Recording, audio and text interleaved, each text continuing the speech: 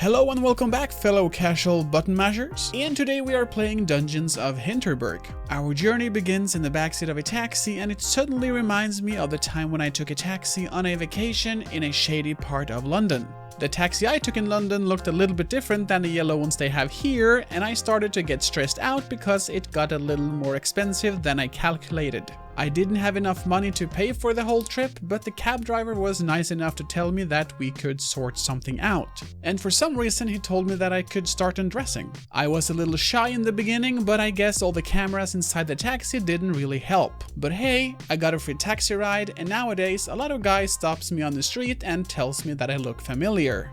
We enter the hotel where we're going to stay at for our vacation. The receptionist tells us our room isn't ready yet, and I'm not gonna lie, this isn't gonna help you when I am gonna write my TripAdvisor review. We are instead being asked to go meet up with a guy who usually welcomes newcomers to Hinterberg to slay monsters and learn magic.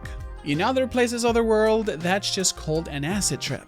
So I finally meet up with my acid trip safety person, and he's gonna get me through my first dungeon. I proceed to tell him that my safety word usually is spicy pumpkin, but he doesn't take the sex dungeon joke. We learn the basics and we face the dungeon boss. The boss is called Minor Krampus, and I do hope they mean he is a smaller Krampus compared to a larger one and not a minor Krampus. I know we're out here slaying monsters, but you gotta think about the monster mom who sits at home waiting all day for her Krampus child to return home. But we left our sympathy at the dungeon entrance and we slay it. The next day we sit and enjoy the nice view, and I'm thinking that Austria is very soon going to have a shit ton of tourists, as this game is a really good marketing strategy for the Austrian Alps. We meet Alex, and she looks like the most 2004 kind of person I have ever seen, if you get what I'm trying to say without getting cancelled. She tells us to check out the skylift that will take us to the next dungeon, where we will also learn magic spells.